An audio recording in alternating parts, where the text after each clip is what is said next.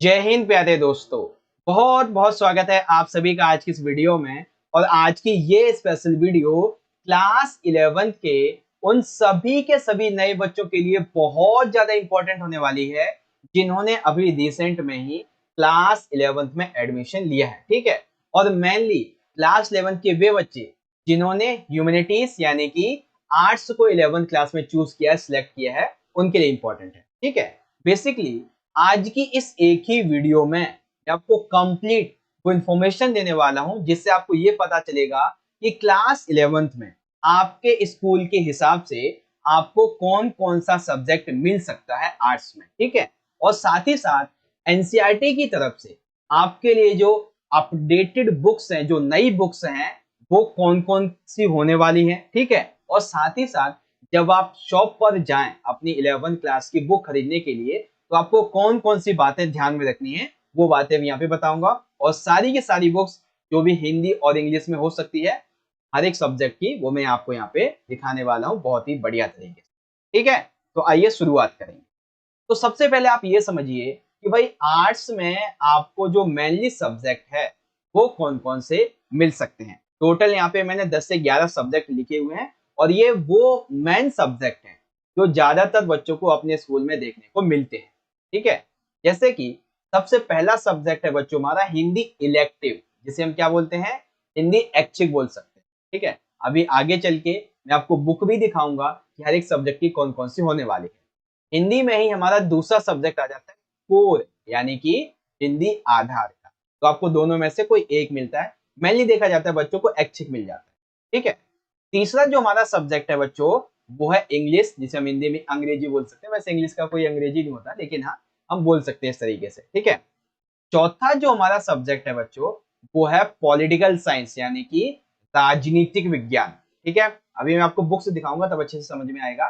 पांचवा हमारा सब्जेक्ट है हिस्ट्री, यानी कि इतिहास, बहुत इंटरेस्टिंग है। और छठा है हमारे इकोनॉमिक्स, यानी कि अर्थशास्त्र। ठीक है। यहाँ पे एक लिखा है लेकिन ये हमारा सातवां है। ठीक है। तो सातवां सब्जेक्ट है हमारा जियोग्राफी, यानी कि जिसे हम भूगोल कहते हैं। और भाई मैं एक ना आपको एक 100% अंदर की बात बताता हूं कि भाई क्लास 11th की जो ज्योग्राफी है ना, जिस बच्चे ने ज्योग्राफी को बहुत अच्छे से पढ़ लिया वो आने वाले बहुत सारे जो गवर्नमेंट एग्जाम्स हैं उनकी तैयारी बहुत अच्छे तरीके से कर पाएगा। ठीक है। क्योंकि ये ज्योग्राफी बहुत अंदर से आती है। ठीक है ना, बहुत इंटरेस्टिंग है, बड़ा मजा आएगा पढ़ने में। ठीक है। आठवां सब्जेक्ट है हमारा सोशोलॉजी, यानी कि समाज शास्त्र। और नौवां सब्जेक्ट है हमारा फिजिकल एजुकेशन, यानी कि शारीरिक शिक्षा। और 10वां है होम साइंस, जिसे हम गृह विज्ञान बोलते हैं। और 11वां तो आप सभी को पता है संस्कृत। ठीक है। तो आइए एक एक करके हम बुक्स को देखेंगे, लेकिन बुक्स को देखने से पहले अगर आपका कोई क्वेरी, कोई क्वेश्चन, कोई डाउट रह जाता है सिलेबस के संबंध में, बुक्स के संबंध में, तो आप हमें हमारे इंस्टाग्राम जो हैंडल है उसको फॉलो कीजिए। चैनल के नाम से ही है जस्ट स्मार्ट नॉलेज, और वहां पे मैसेज कर सकते हैं। ठीक है। और साथ ही अनदर अपडेट्स के लिए आप 11th क्लास का जो हमारा टेलीग्राम ग्रुप है इसे ज्वाइन कीजिएगा। लिंक आपको डिस्क्रिप्शन मिल जाएगा या फिर आप टेलीग्राम पे ज्वाइन हो सकते हैं। ठीक है। अब बुक्स को बड़े ध्यान से देखिए। सबसे पहले हम हिंदी इलेक्टिव की बात करेंगे, यानी कि हिंदी ऐच्छिक की। तो हिंदी इलेक्टिव में 3 बुक्स होंगी। ठीक है। सबसे पहली बुक होगी आपकी अंतरा भाग 1। ठीक है। सेकंड बुक रहेगी आपकी अंतराल भाग 1। और आपकी ये जो तीसरी वाली किताब है बच्चों, अभिव्यक्ति और माध्यम वाली, ये किताब आपकी 11th में भी काम आएगी। ठीक है। ये किताब आपकी 12th में भी काम आएगी, क्योंकि ये 11th और 12th दोनों के लिए। ठीक है। तो हिंदी इलेक्टिव की ये किताबें हैं। जब आप दुकान पे जाएं खरीदने के लिए तो आपके सामने ये किताबें ही होनी चाहिए। ठीक है। अगला, अब बात आती है हिंदी कोर की। तो हिंदी कोर में भी आपकी 3 बुक्स होने वाली हैं। एक बुक जो कि आपकी सेम रहने वाली है 11th में भी 12th में भी, चाहे आप इलेक्टिव देख लो या कोर देख लो, अभिव्यक्ति और माध्यम। ठीक है। हिंदी कोर में पहली बुक हो गई आपकी आरोह भाग 1। ठीक है। और यहाँ पे वितान भाग 1 ही आपकी दूसरी किताब हो गई। ठीक है। हिंदी इलेक्टिव कोर्स समझ में आ गया। अब बात आती है बच्चों इंग्लिश की। इंग्लिश में आपकी 2 बुक्स होने वाली है। ठीक है। सबसे पहली बुक है आपकी हॉर्नबिल। कौन सी है बच्चों? हॉर्नबिल। सेकंड बुक रहेगी आपकी स्नैपशॉट। ठीक है। कौन सी है? स्नैपशॉट। तो जब आप दुकान पे खरीदने के लिए जाए, किसी दोस्त से खरीदे, बड़े भाई से खरीदे कर लें, तो देख लेना कि किताब का ओवरव्यू इसी तरीके का होना चाहिए। और कैसी किताबें होनी चाहिए? एनसीईआरटी वाली होनी चाहिए, क्योंकि बहुत से स्कूल में जो आप लोकल बुक्स खरीद लेते हैं वो चलती नहीं है। ठीक है, अगला सब्जेक्ट देखते हैं। बहुत इंटरेस्टिंग सब्जेक्ट है बच्चों, पॉलिटिकल साइंस यानी कि राजनीति विज्ञान। तो राजनीति विज्ञान की सबसे पहले आप देखो हिंदी में कौन कौन सी बुक्स हैं। ठीक है, तो हिंदी में आपकी जो पहली किताब है वो रहेगी भारत का संविधान, सिद्धांत और व्यवहार। मैं आपको लिटरली बता रहा हूं बच्चों कि आपकी ये जो पहली वाली किताब है ना पॉलिटिकल साइंस की, इस किताब से आपको एक ऐसा आपका नजरिया बनेगा कि आप कार्यपालिका, न्यायपालिका, विधायिका जो हमारी संसद होती है, जो संघवाद होता है, स्थानीय शासन, इवन हम अपने भारतीय संविधान को बहुत ही बढ़िया तरीके से इस किताब के माध्यम से समझ पाएंगे। ठीक है, हाँ, और एक चीज और बता देता हूं, आपकी जो सेकंड वाली किताब है ना राजनीति सिद्धांत, इसमें क्या है, जैसे स्वतंत्रता, समानता, न्याय, अधिकार, नागरिकता, राष्ट्रवाद, धर्मनिरपेक्षता, कुछ ऐसे शब्द हैं ये थोड़ी सी कठिन लग सकती है, लेकिन आप टेंशन बिल्कुल मत लेना। मैं आपको कंप्लीट आपका जो सिलेबस है चैप्टर वाइज बहुत अच्छे तरीके से, जी हाँ, चैप्टर वाइज आपको बहुत अच्छे तरीके से करवाऊंगा, टेंशन मत लेना, बहुत अच्छे तरीके से आपको चैप्टर वाइज भी करवाऊंगा। इंग्लिश में देख लेते हैं, तो Indian constitution at work and political theory, ये आपकी किताबें रही। ठीक है, अब बात आती है इतिहास की यानी कि हिस्ट्री की। तो हिस्ट्री में आपकी एक ही किताब रहेगी बच्चों, जो कि है विश्व इतिहास के कुछ विषय। ठीक है, यही एक किताब रहेगी आप। ठीक है, इंग्लिश में थीम्स इन वर्ल्ड हिस्ट्री, एक ही किताब। लेकिन हाँ, एक चीज और बताऊं, जब आप 12th में जाओगे तो यही आपकी हिस्ट्री की एक की जगह 3 किताबें हो जाएंगी। ठीक है, भाग 1, भाग 2, भाग 3, इस तरीके से, और टोटल 15 चैप्टर होंगे आपके उसमें। ठीक है, 12th में भी आपको पढ़ाऊंगा बढ़िया तरीके से, टेंशन नहीं लेने का। आगे देखिए, ज्योग्राफी की बात करते हैं। तो ज्योग्राफी में 3 बुक होंगी, पहले आप 2 को समझिए। पहली बुक होगी आपकी बच्चों भौतिक भूगोल के मूल सिद्धांत। ठीक है, भौतिक भूगोल के मूल सिद्धांत। दूसरी किताब होगी आपकी भारत भौतिक पर्यावरण। ठीक है, इन्हीं को आप इंग्लिश में देखिए, फंडामेंटल्स ऑफ फिजिकल ज्योग्राफी। ठीक है, पहली किताब। सेकंड हो गई आपकी इंडिया फिजिकल एनवायरनमेंट।